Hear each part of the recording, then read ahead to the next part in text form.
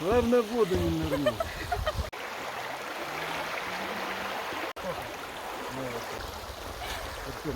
Нормально, просто водичка холодненькая. Умываемся. А пляжки? Туда уходим. Оттуда до границы, как и отсюда до границы. Ну да. Холодненькая. Так умыться надо давно. Да.